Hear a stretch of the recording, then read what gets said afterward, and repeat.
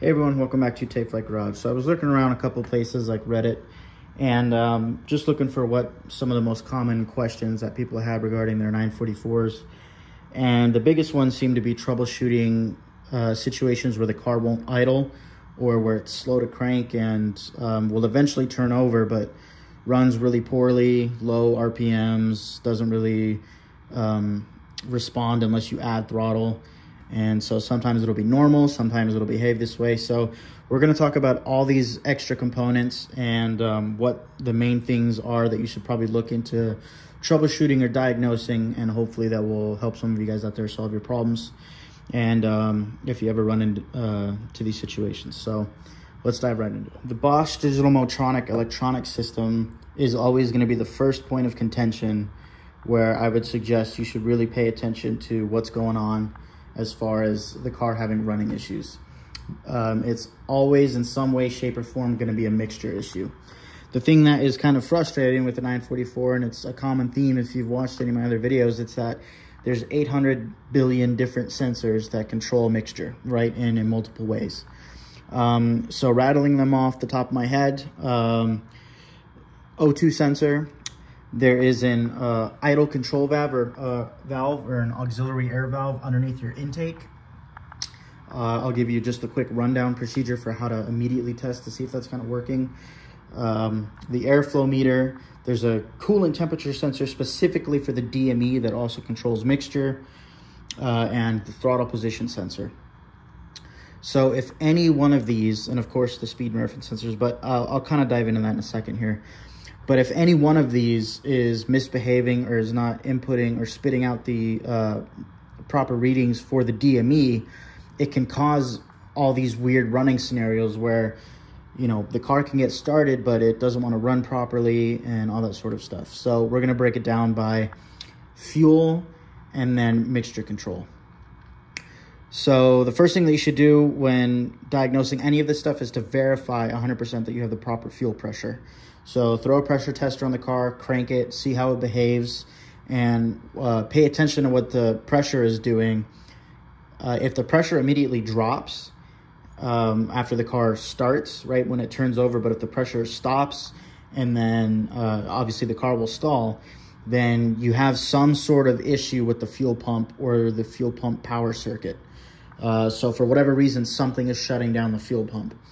Again, keep in mind there are a couple sensors that will kill the fuel pump. For example, if the engine isn't rotating fast enough, the oil pressure won't be high enough, and the speed and RPM sensors won't be rotating fast enough, and the car will do that accident mode where it thinks it's, you know, been in a crash and it won't send power to the pump. So the DME relies on both those signals and rotation speed of, I believe, 200 or 300 RPM minimum in order to engage the fuel pump.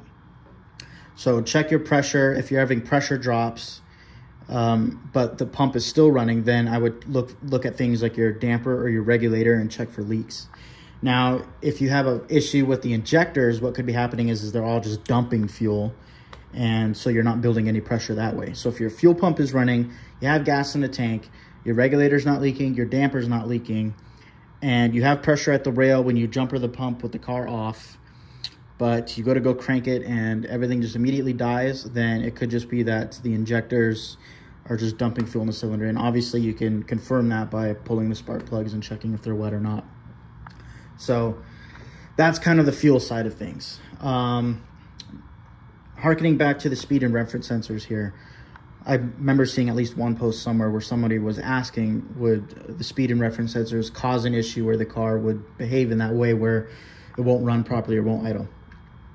The speed and reference sensors are typically going to be either a yes or no situation. So if the speed and reference sensors aren't functioning properly, the car will be in a no start situation, excuse me. So no start in that it won't even turn over and fire, it'll just crank.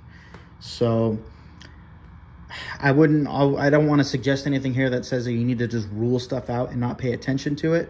But I guess on the hierarchy of the list here, I would place those towards the end or the bottom of the list and prioritize a couple other components. So let's prioritize those other components. The first thing that you can try to do to confirm if this is a mixture issue, or at least to try to rule out the O2 sensor, is like I was saying before, unplug it and see how the car runs. If the car turns over and runs suddenly very well without the O2 sensor, it's because the DME is on its baseline fuel map, and the O2 sensor is spitting out some sort of incorrect reading, and so the car is not able to idle properly based on the faulty O2 sensor. So that's a quick way that you can diagnose that. If you unplug the O2 sensor and the car still seems to run worse, then the situation doesn't change and the car runs the same, well, you've eliminated that variable and it doesn't affect how the engine is running, so you can move on from that and continue your troubleshooting elsewhere. The next point of contention that I would check would be the airflow meter. You can test that. The airflow meter is very crucial in having the car idle, and it doesn't really, the TPS, the throttle position sensor, does not matter until you come off the gas. So again, part of the reason why your car might run better when you add throttle to it is because you're changing the fuel map on the DME. You're now using the throttle on. The DME is prioritizing the TPS and where it's open, and then using the calculation from the airflow meter based on how much the barn door is opening from the vacuum that's being created, in addition to all the other sensors, to provide enough fuel, the proper fuel ratio for the extra air that you're adding into the system. So when that throttle position sensor is closed and adjusted properly, it's not in play here. So that really just leaves it down to the airflow meter. There's a couple voltage tests that you can do on Clark's Garage. So I would look that up and check for the proper voltage readings, make sure there's no dead spots. You really don't want to crack the top of that airflow meter off and start bending the wiper arm for that resistor. Or messing with the idle screw that's on the airflow meter itself. That can cause you a world of headache. Same thing with if someone has maladjusted the idle improperly. There is a difference in procedure between the early and late cars. It could just be that someone has set the idle so low that the car can't idle. So that's another thing to pay attention to. So if your airflow meter checks out, then I would move on to the first thing that you can do is put the key in the on position. If you have a later car, you'll have one of these under your intakes, and that's called the auxiliary air valve. It's literally a valve that opens and closes as the engine warms up. And again, its job is to allow or not allow more air into the system in order to help the car idle when it's cold and warm up. So if you cycle the key on and you place your hand on that when the car is cold, you should feel it vibrating. If you don't feel it vibrating, then that's probably indicative that you have a faulty auxiliary air valve.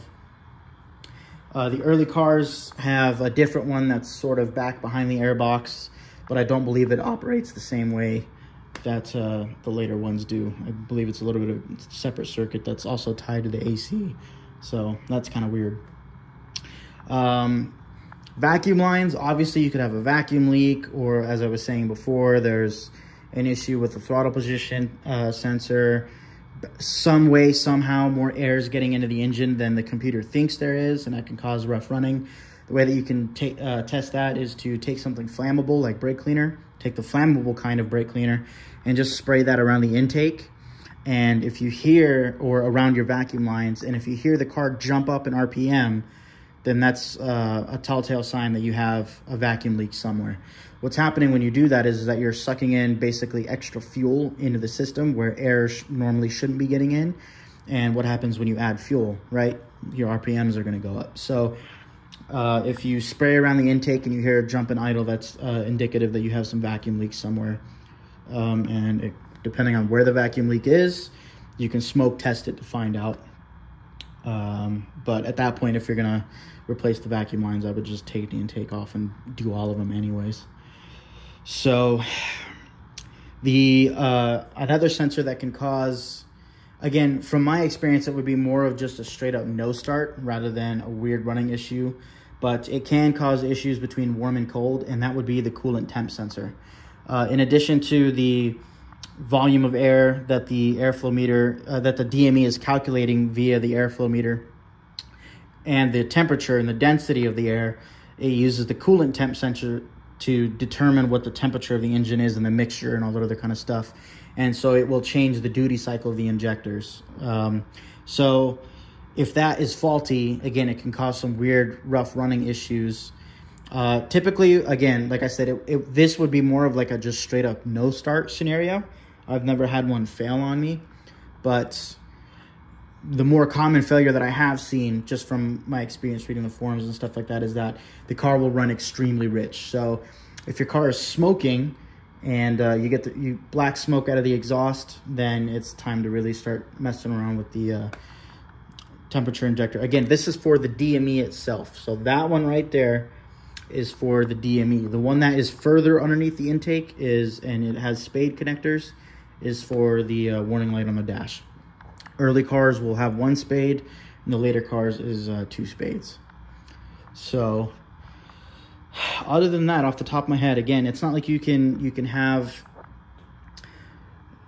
compression and suddenly not have compression, or have timing and not have timing. Mechanical things just can't come and go. So if your car has an intermittent issue, it's more than likely an electrical type of fault. The other place of or thing that you can check is just the spark circuit. Again, verify that you have spark and that it's not weak spark. If you have spark, that points that your speed and reference sensors are functioning. So if you got spark, then that tells you that those are okay and those are working properly. Again, simple things, don't overlook the simple things. Make sure your plug wires are in order. Make sure your plugs are gapped. Make sure your injectors are firing and functioning properly. All that other kind of stuff. So I hope that gives you just a place to start and some components to look at. And if there's anything I feel like I've left out, or you feel that I've left out, sorry, and you want me to do a little bit more of an in-depth view on it, this is just meant to be a super generic, broad overview guide for you to have some areas that you can look at, and then the actual troubleshooting procedures, for example, measuring the voltage for the airflow meter, checking your impedance on your injectors and all that other kind of stuff, and fuel pressure for actual numbers and all that sort of stuff. I would just recommend Clark's Garage, because Clark's Garage, you can literally have it open and reading the procedures while you're doing that stuff. So I'd rather you do that than try to pause and rewatch a video and go back and forth. So that's my recommendation. The good news is that your car starts, and so if you're bringing a car back to life, you're halfway there, or you're 2/3 of the way there. And again, don't rule out the simple things: vacuum leaks, spark plug gap, all that other kind of stuff. So for me, this is a quick video and just one take shoot, but I wanted to get this info out there for anyone who's struggling or is working on their car and just can't seem to figure where to start. So again, I think maybe the last piece of advice I can give is just the battery voltage. Don't rule that out either, because if your battery's super low, then the car will run rough and nothing will be happy. So, but yep, I think that's all I got. Hope you guys find this helpful, and I'll see you in the next one.